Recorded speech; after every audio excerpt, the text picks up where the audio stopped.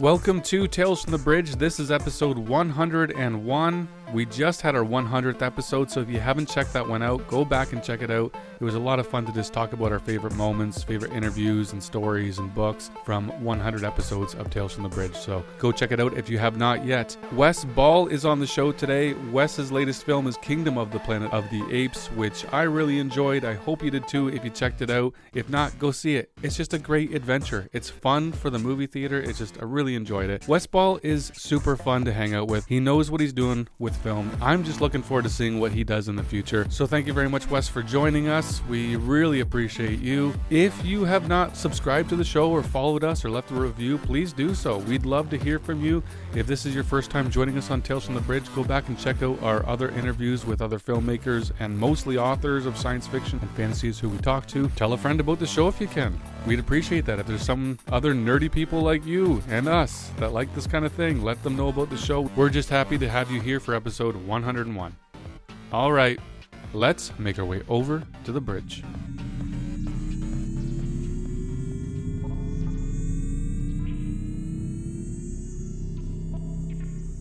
Today we're very excited to have Wes Ball on the show. Wes is a film director that made a splash in the film industry with his short animated film A Work in Progress in 2002. 9 years later, he made a bigger splash with his short film Ruin, which caught the eye of Hollywood producers. Soon after, he was at the helm of the Maze Runner adaptation, which was so successful at the box office, he was asked to come back to complete the trilogy in the director's seat. His latest film is Kingdom of the Planet of the Apes, which I thoroughly enjoyed. And his next project, which we will get into shortly, is the film adaptation of Nintendo's The Legend of Zelda. Wes, welcome to the bridge. Hello, guys. Thanks for having me. So the last few weeks must have been crazy. You've been traveling around the world. Can you tell us about the last few weeks, if you remember any of it? Honestly, it's all blur because we had to, finish the movie so quickly. So what I remember is rapidly trying to finish up all the VFX shots, jumping onto the mix stage, and the next thing I know, I'm on a plane going to London, and then back to LA for the premiere, then to Mexico City for like 24 hours, and then jumping out over to Tokyo, and where I stayed for what was basically the open of the movie. And I got back on opening day, so it's been wild.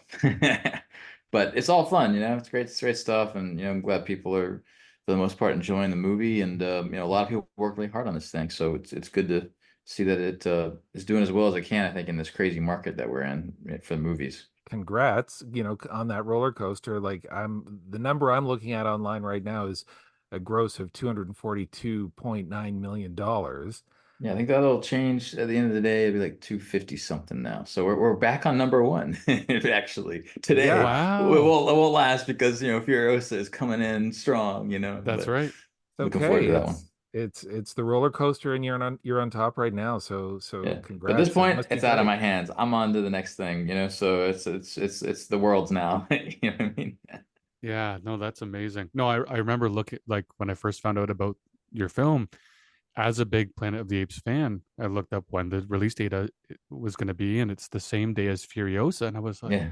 oh Yeah. no, don't do Yeah. this to me, because I want to see both of these. And then I you guys know. bumped it up. So, We so weren't thank you gonna we for weren't that. gonna tempt fate with the whole Barbie and Oppenheimer thing. So yeah, Disney kind of asked, like, do you think, because we were already making this movie um in a much more compressed timeline than the previous movies. I think it was 58 weeks, I think, a post, which is crazy for these kind of movies. And then the studio came and said, okay, you think it's possible to push up 2 weeks? Because the thing is, Mad Max had already, contractually got all the IMAX screens, so we wouldn't get any of those IMAX screens. Not just the money, but just the experience of it. There's something about the IMAX and, say, Dolby, those kind of premium theaters, where you get your money's worth just in the visual and presentation aspect of it all. Not just like the big screen thing, but just sound and music and picture looks as good as, or as good as it can in the wild, because that's what's so depressing as a filmmaker. You spend all this time making these incredibly detailed, quality choices, and then you go to a theater and, like, the wire, the speakers are miswired, and half the bulbs are gone, the green channel's off, and it's like, oh my God, you know. But anyway, the fact that we want to move up 2 weeks, could we do it? And so we asked Weta, is this possible? So we kind of, dug our heels in and went for it, and it was a good thing, so we don't have to kind of cannibalize each other's audiences, and It's funny because when I first day of shooting, I was shooting just where we were in Australia. Uh, I was about a football field away from one of Furiosa's sets, one that they built. We were in the same location, shared a lot of the same crew, and the producer George wasn't there that day, but the producer and one of the other ADs, I think, came and visited us and just welcome. It was our first day shooting in Australia, and they were just super nice and kind to us. So we kind of felt like we were all in the same kind of same boat at that moment anyway. So it was cool. So would that have been on location or are you guys on Yeah. stages? Yeah, I was on location. Yeah, I was on the beach actually. It was the first day that scene where they're on the beach, kind of getting dragged along with the horses in the background wading through the water. Um, that was the first day of shooting. And Mad Max Wow. was doing something, or Furious was doing something just up the hill, basically. And the thing you can almost see it in some of the shots. We had to paint it out. This giant set that was back there. I didn't know what set it was. It was massive. It was absolutely huge set. Wow. And that is cool. Like, oh yeah, George Miller's over there making his masterpiece, man. It's like sweet. And then here we were doing our thing, and our first day is like, wow, it looks like Planet of the Apes. It's like sweet. It's like it was a dream come true. You know what I mean? Cool. Yeah, that'd be really cool to be there. Wow. So someone could make a movie that I would say, well, that wasn't the Planet of the Apes that I wanted. You Hmm. gave me the Planet of the Apes that I wanted. Okay, good. Now, yeah. So now I'm talking. I like the original five films, and Yeah, me too, man. I grew up on the first one. yeah. You know, Well, my favorite is Beneath. is it really? It, Whoa, it is. that's like me with my odd choice there. Oh, number Temple of two, Doom. Temple. It's like so there's a lot Yeah, of people that love Beneath, but it is wild. yeah.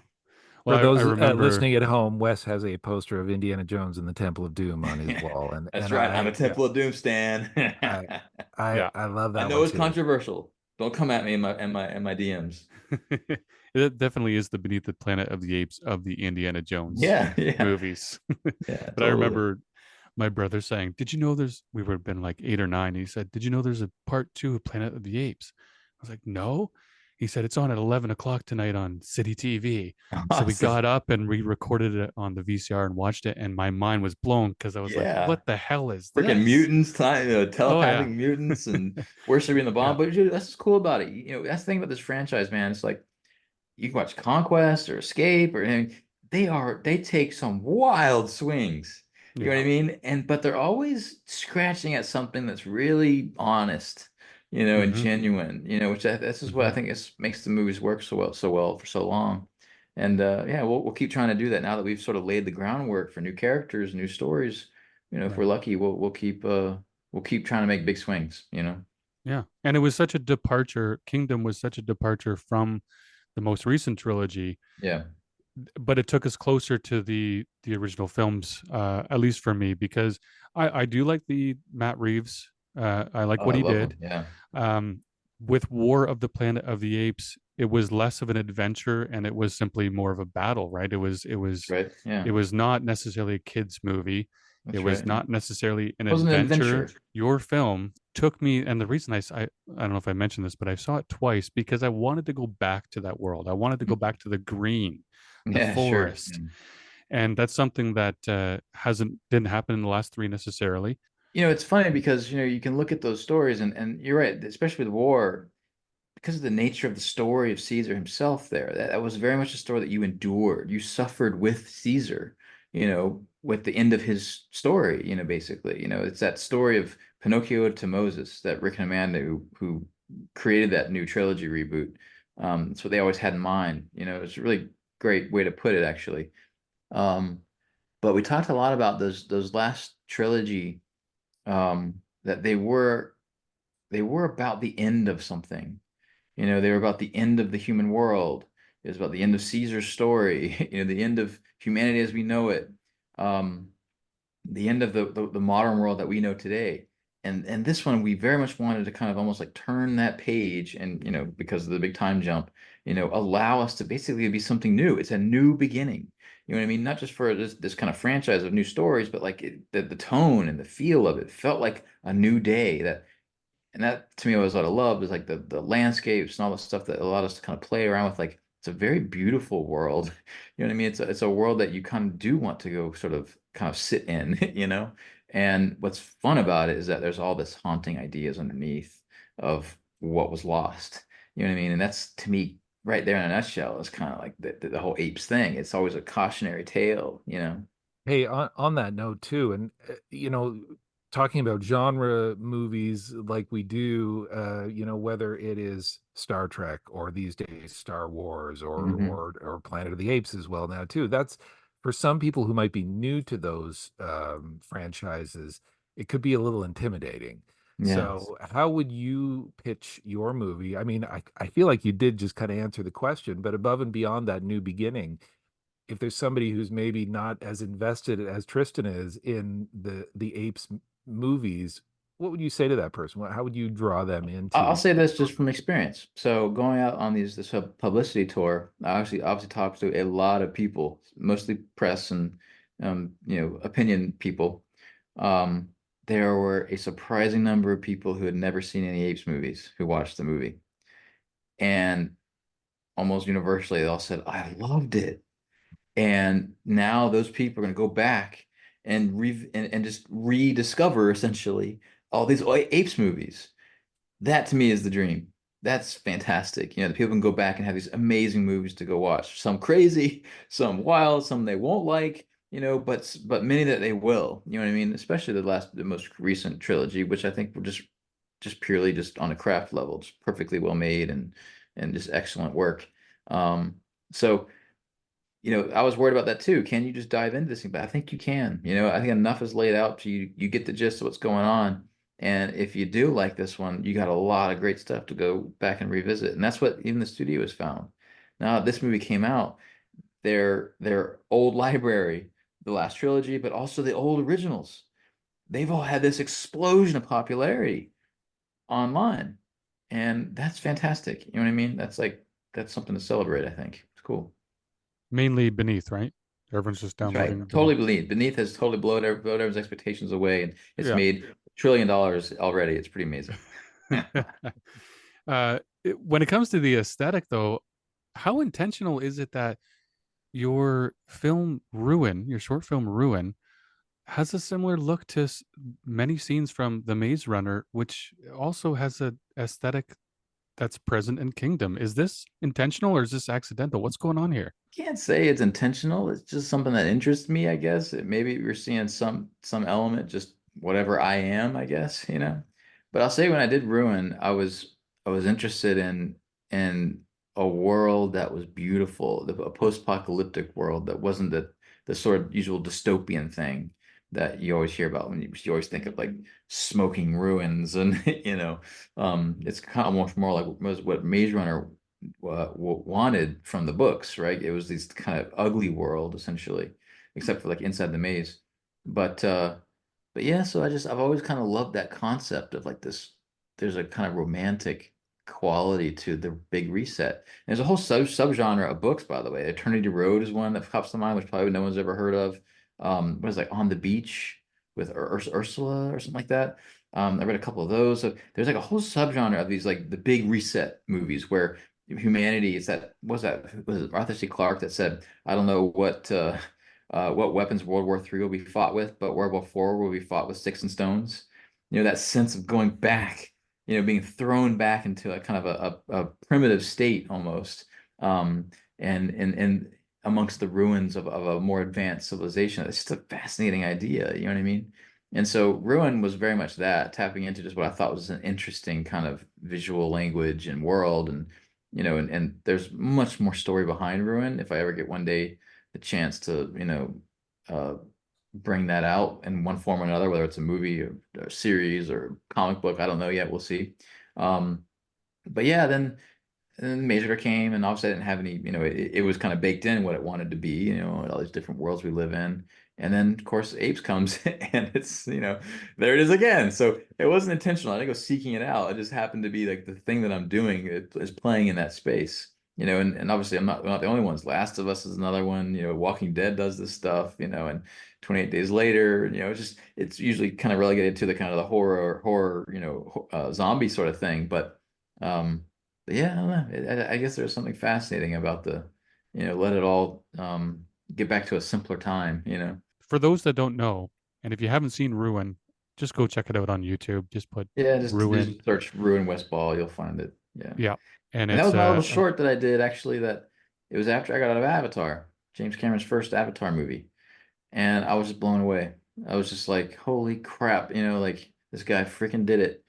And I got so inspired. I haven't been that inspired since The Matrix, honestly, for me personally, where it's just like I was ready to go make something and go do some filmmaking. You know what I mean? At that point I was doing a lot of visual effects work and just paying the bills that way.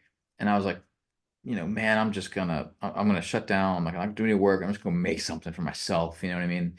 And it was right when Twitter was sort of kind of becoming big, and I was like, I wasn't gonna do the festival thing. I wasn't gonna do any of that shit stuff. I was just gonna put it out online and let people enjoy it. Whatever. I just wanted to make something, and it just worked out. It became this viral thing, and that's ultimately how I met this executive Steve Asbell at Fox, who now 10 years later is now running 20th Century.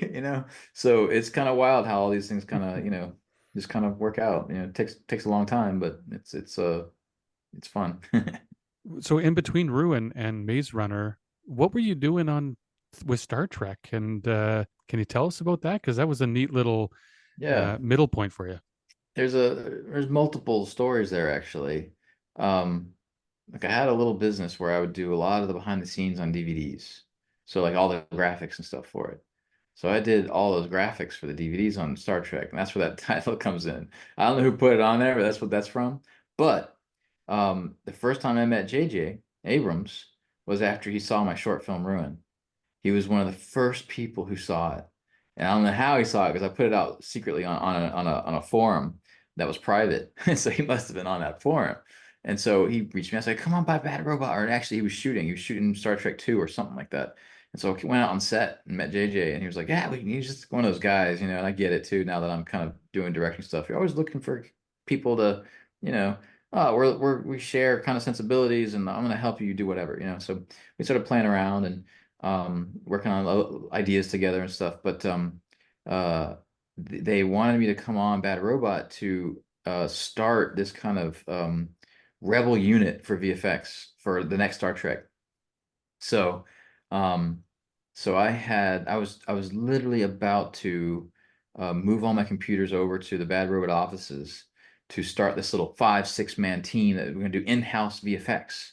They were gonna have their ILM, massive stuff, but they wanted these small crew just to do little stuff and just have like an internal shop.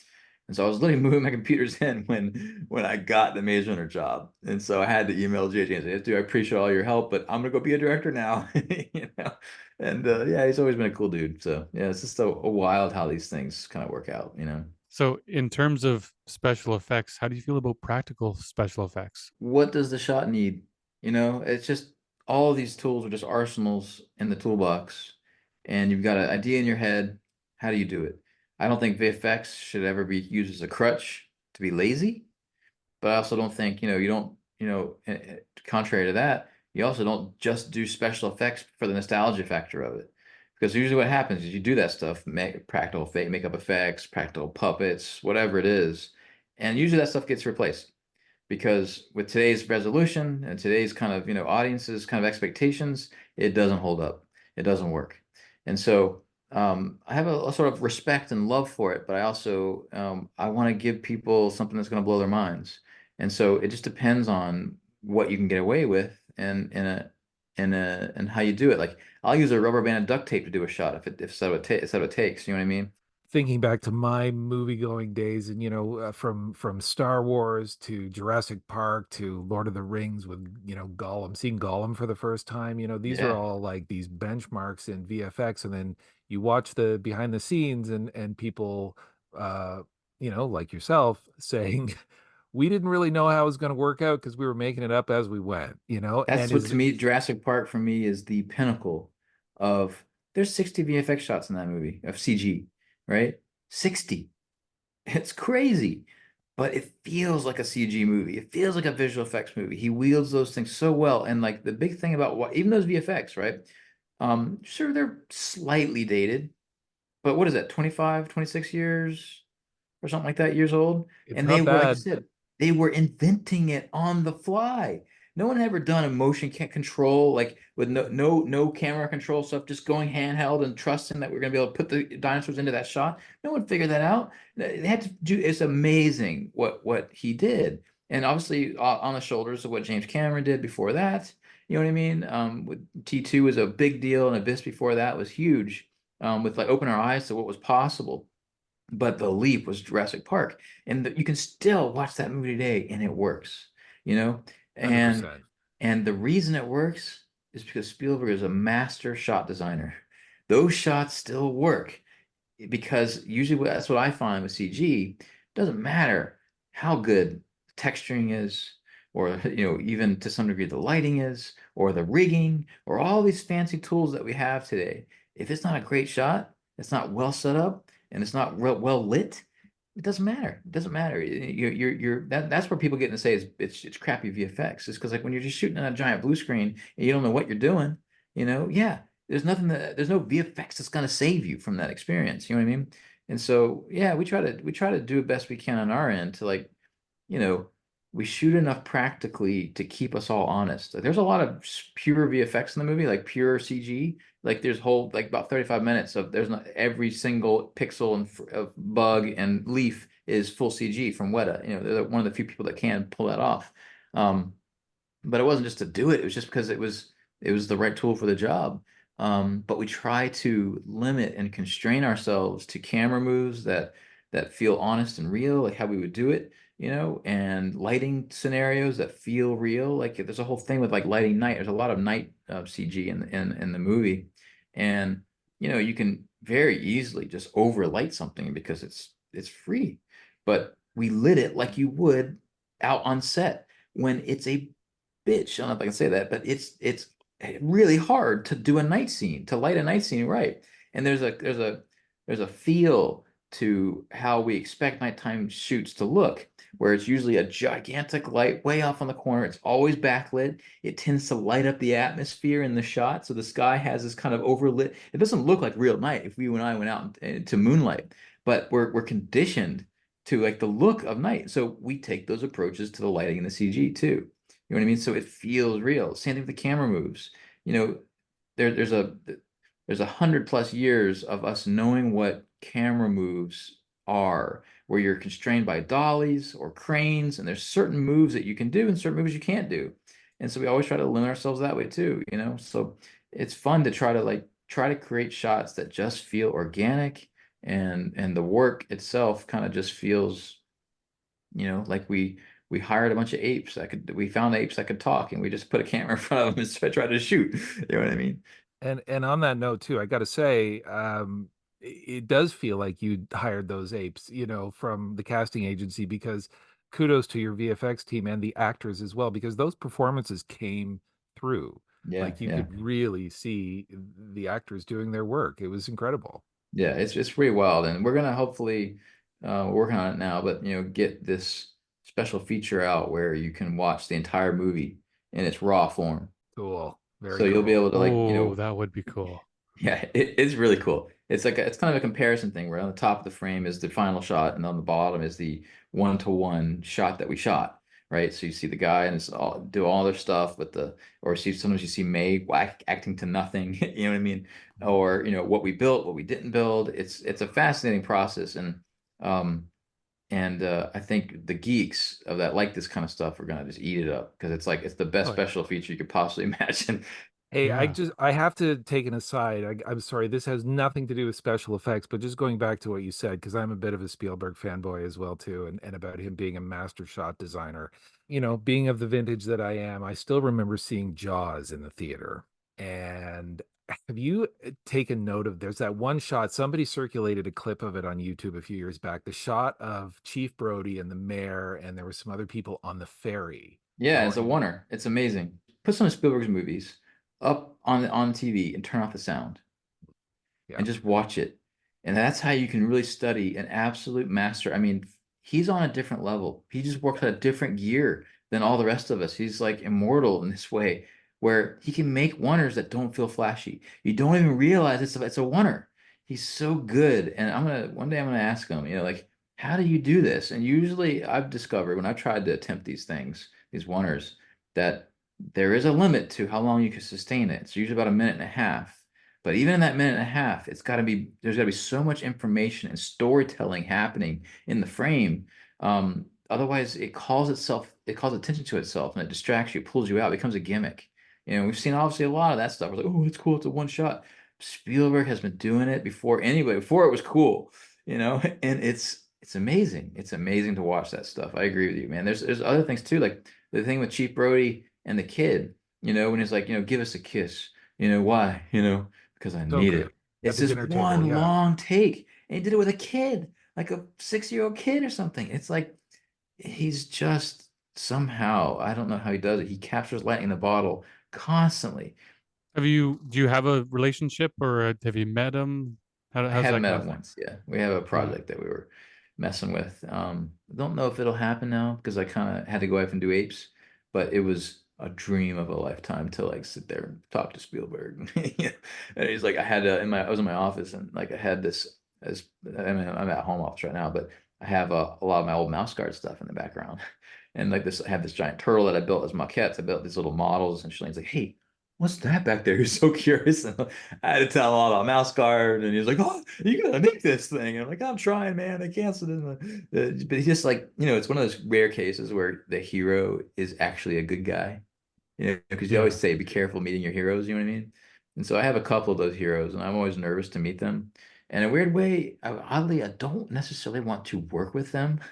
I just want to like have a relationship where you can just be kind of not equals, but like I'm trying to do what you're doing too, and let's have a conversation on that level, you know? Let's jump over to another iconic filmmaker because you've mentioned him a few times, James Cameron, and he's working close with Weta now for the Avatar films. Yeah. So I sensed a lot of elements from Avatar in Kingdom. So you're obviously feeling inspired by his work, and you said that when you saw Avatar, because I remember that too. I was blown away. It put a I spark didn't in me, man. understand. Yeah, I remember that feeling as well, and just being like, And what it did I wasn't just about just movies. see? Like, there are movies that you watch where it's like your whole life changes. And that's what to me is the power of cinema. And I know some people didn't like Avatar, whatever. For me, it worked. It's like it was talking right to me, man. I came out like, I'm gonna start working out. I'm gonna get healthy. I'm gonna change my life. I'm gonna go make something. And it was one of those movies. And like I said, I had not felt that since The Matrix before that, where it just your whole Yeah. world, your whole like perspective on life changes. You know what I mean? So that was Avatar was that for me. And James Cameron's movies have always been that way for me. He was the first rated R movie I ever watched. I was 11 years old. Terminator 2 came out. I hadn't even seen Terminator 1, but I remember I was out on vacation. My dad said, "You think you're ready to go watch an R-rated movie? Because there's this movie called Terminator 2 that's out." And I'm sure it was the crappiest theater ever because we're on this like island, on vacation. But I remember just my mind was blown. You know what I mean? And Very he's cool. so special effects centered too, right? He's What's interesting about James Cameron to me, we don't have a lot of them anymore, but like he's a gigantic spectacle, popcorn filmmaker that makes really broad, emotionally engaging character stories, right? That's the stuff that I grew up on. That was the 80s, man. That's the 80s and 90s. You know what I mean? And he's so good at that. He somehow is able to get your average Joe, non kind of film geek, loves everything. That's the only way you make $2 million+ on your movies. You get mom and dad and grandpa and aunt and uncle to come to watch these things and are moved by it. He's able to somehow, he's got this, and I've talked to obviously Rick and Amanda work with him, Josh has worked with him, my two writers and producers. They actually did all the Avatar movies, the recent Avatar movies, reboots or sequels. And so I've worked with a lot of people that have kind of been in the kind of James Cameron orbit, and he's brilliant. They always say he's like a genius. He's hard to work for because he's demanding, but in the kind of way that you respect, not like kind of like in an asshole way, but like he's demanding because he can pretty much do everyone's job better than they can for the most part. And he just demands excellence from you. You know what I mean? So what a great training ground for those people that, almost everyone says, I'm glad I worked for him because I learned so much and I pushed myself into places I never knew thought was possible. You know what I mean? So like James Cameron, to me is a really special kind of filmmaker that um, I don't think we really have right now. That's really interesting. it's rare. A little trivia for you. He's from not far from here. Yeah. And about half an hour from here, there's a town called Caledon. Yeah. And Yeah. about 5 minutes from that town, there's a town called Hawksley, which would be Cal Hawksley from Titanic. No way. Yeah, just after these two towns I because he never would knew go that. visit, yeah, his I aunt and didn't put that uncle. together either, and I've That's lived here all my life. fantastic. So, Yeah. but I just wanted to ask a bit of a general question as well too, because we have been going, talking a lot of genre. But let's open that up a little bit because this is sort of a science fiction and fantasy podcast. Is that sort of your wheelhouse? Do you think, Wes? Like, is this where you want to stay in that pocket? That's the thing about genre is that you can fit in all different types of stories into those containers. Like you can have a love story, you can have a coming of age adventure, you could have a horror thing, you could have, a father and son story or whatever it is. Like genres are just kind of these containers that usually kind of are associated with like big ideas, big imagination, and high concept.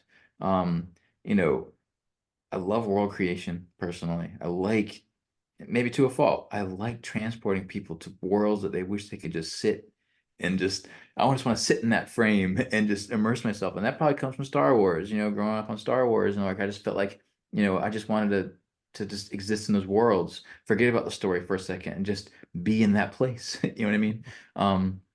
So yeah, I mean, and never say never, but like, all the stuff I am attracted to typically has those kind of aspects to them. They're usually somehow very inventive and imaginative conceptually.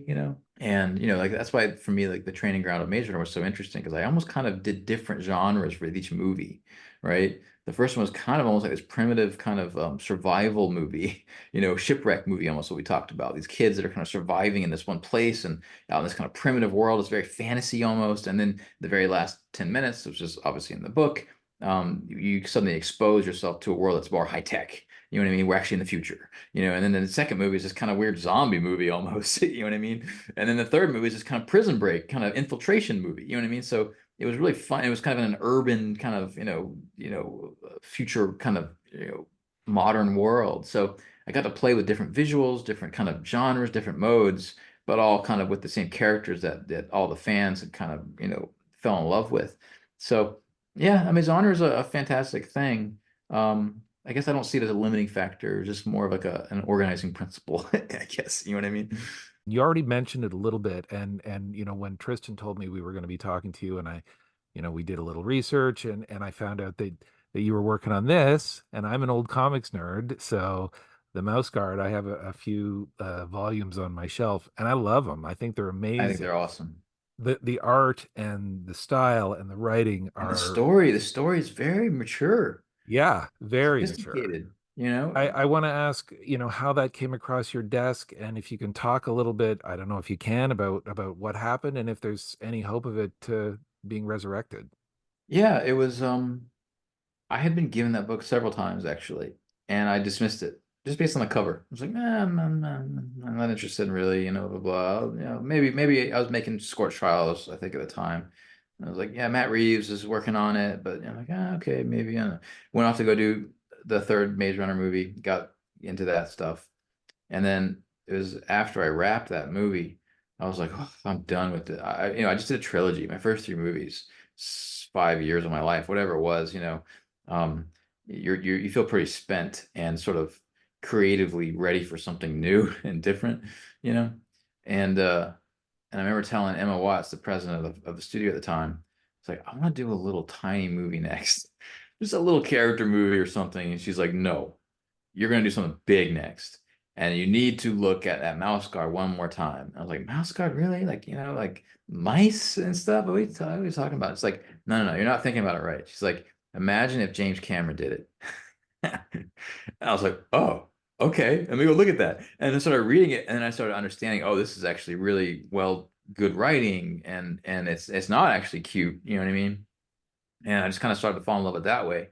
And again, had all these ideas of where you could go with it. Oh, you make it kind of like an origin story, and you meet how the three of them actually comes together, and there's this midnight character, and sort of combining basically books one and two into this kind of one story. There was a script before that was written, and it was good, but it wasn't the story I wanted to tell. So I basically threw it out and started over with my buddy TS. And so we worked on kind of crafting that thing. And at the time, I kind of came into Emma. I was like, okay, I got it. I think I know what to do. Oh my gosh, blah blah blah. So I just pitched it. She's like, remember she said, I like it when you get that look in your eye. Go. And so they gave me a little bit of money to. It was my first time experimenting with the Unreal Engine, which is a video game engine.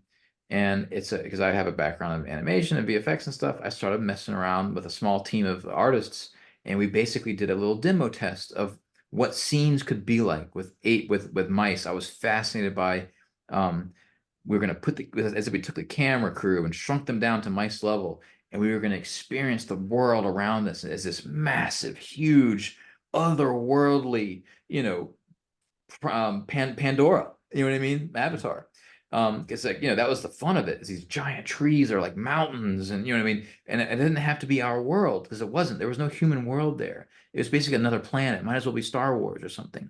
And so we had clouds up in the trees that had their own atmosphere up there. It was freaking amazing. And so anyway, I put together this little demo of like what martial arts might look like and this mocap thing, and then I was talking to Matt about it. Matt Reeves, the producer, obviously the guy behind Apes, and he was producing this movie, and so we just kind of hit it off, and like I felt like I knew exactly how to do it. It was Miyazaki. It was oddly I was thinking of it as My Legend of Zelda. It's very similar in a weird way, and so we made this demo thing. I had tons of artwork. I mean, uh, just amazing artwork. You've And ever I gotta seen. ask, sorry to interrupt, but I gotta ask, through all of this, were you, in contact with David Peterson, Yeah, the yeah. creator and author, and how was that relationship? Yeah, so we brought him eventually, once we got that kind of presentation done, we brought him in, let him walk around. He had some notes, of course, because we were kind of just starting the design process. It's like, let's do this, do that. I'm like, I don't disagree, blah, blah, blah, but we'll hit it in the next thing. And so he was around, but at the same time, I try to be very respectful towards authors of their stuff. But at the same time, I have to kind of feel free to go where I think I need to go. So I'm always trying to find that relationship, where, trying to be respectful and listen, but at the same time have the confidence to kind of like, I'm sorry, but I need to change it this way. You know what I mean? So that's always been like a little thing that I've tried to navigate. And so 2 weeks before we're about to shoot, I cast Andy Serkis. I cast my buddy Tom Brady Sangster, Newt from Maze Runner. I cast Idris Elba as Kellanah, who's been awesome. Lots of great people. Sonoya Mizuno was going to be one of the characters. Great, just great actors all around. And then, lo and behold, Disney says, basically buys Fox and says, yeah, we're gonna do that right now. And I never actually got a real answer from them of like why. It was just like, we're now's not the time. Part of it must have been the cost, but also part of it must have been there can be only one mouse. You know what I mean? Who knows? But He doesn't they wear a put the sword. they Yeah. put the kibosh on it, and ate the cost that we had built, over the course of a year and a half of the studio and everything, and all that I had built, every single world in the video game engine. So I still have it on a computer, every single world. There's plenty of stuff that no one's seen that I can't really show actually, because it was actually a movie. The little demo that's out there. By the way, look for the one that's from me, not people have taken it and then put new music on it. Listen to the one that we did. What's next for Wes? Is it more apes? Is it Zelda? Or is it Robopocalypse? Oh, that's what I was like. What's the road pocket? Spielberg was doing that. Yeah, but he Spielberg left. was doing that. It's a Yeah, Daniel H. Wilson yeah, it's book, good. which was fantastic. We've talked to him. I've corresponded with Oh, him really? a little bit, and he's working with Zach Penn. I guess Zach Penn is his buddy, and they've kind of, And I know Zach Penn actually pretty well, yeah. actually. Yeah, And what a phenomenal writer. he is. He really is. So they would love to make that, but so yeah, can you make that pitch, I think please? the Spielberg one went down because it was too expensive. Well, it would be, but then I see what you did with Kingdom, and I'm like, Yeah, that's well, true. hold on. This was on location special effects. So we Yeah. don't need this green screen, and Right, we don't need what they're doing at Disney with the Mandalorian and the Star Wars movies. right. Um, so does Robopocalypse fit into that world now? Is that the kind of thing? I'll have to think about it. I haven't thought about it before. But Zelda, from what I'm sure we have listeners that want to hear about Zelda and possibly more apes. Can you give us an update on anything like that? Yeah, we're working on Zelda. That's pretty much all I can really say before, someone comes and pulls me out of the camera, The Men in out Black. of off the podcast. It's a lot of as you can guess, there's a lot of expectations on that one, and it seems like anything that I say becomes a story that gets spun wildly out of control. So I've learned, Miyamoto told me, he's like, just don't say anything. That's the best way to go. We've learned over the years. But yeah, we're very excited about it. And I've been playing that game since I was just a kid. I mean, I was born in the 80s, so I was there from the beginning, man. I love this thing, and I've been saying that this deserves to be treated as a movie. And I'm not the only one. Many people have for a long, long time. And I feel very fortunate and lucky that, everyone at Nintendo and Miyamoto-san has, given me the keys to the kingdom, man. It's kind of amazing. So I'm going to do my best to not screw it up. Apes, yeah, we are in the process of cracking the next 2 right now as we speak, so we got to start with you directing. I don't know, that will work itself out, fortunately I'm in a place right now where I get to kind of focus back on the development side of thing again, so we'll see. I don't know what the future exactly holds. I certainly hope it'll be some amazing project that's on the thing, or maybe it's something that I don't even know about yet, like Robopocalypse. But yeah, we'll see what happens. Okay, well, Totally. I'd say just give Spielberg a call and ask him what he's doing with Robopocalypse, That's and right. then I'll maybe do it. snatch I'll that find one out. up. What are new books that I need to be looking at? We'll send you lists. Yeah. If I could just say 'cause- one, Children of Time by Adrian Tchaikovsky. It's Children of about spiders evolving very quickly.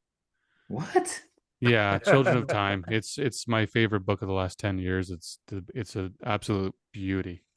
Children And of Time. it's Have you guys ever read First 15 Lives of Harry August? no, not even heard of that one. My favorite book. Okay. The first What was it 15 again? lives. The First 15 Lives of Harry August. Okay. It's about a guy discovers that when he dies, he goes back and relives his life again with all his memories intact. Oh Over and wow. over again. And he finds that he's not alone. It's freaking fantastic. It's a little bit of Is this- sci-fi. Okay. This is newer? I got to look this up. Probably about 5 or 6 years.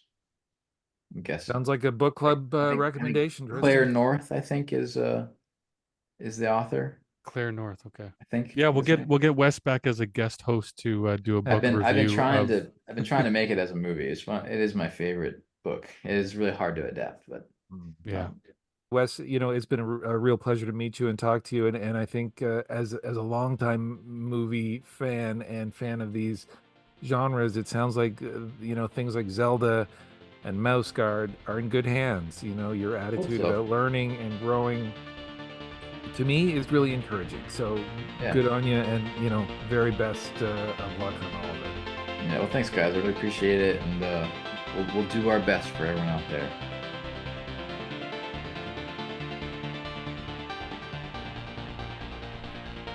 Thank you so much, Wes, for joining us. Thank you, listeners, for joining us today. It's awesome to know that you're here listening. We have a lot of gratitude.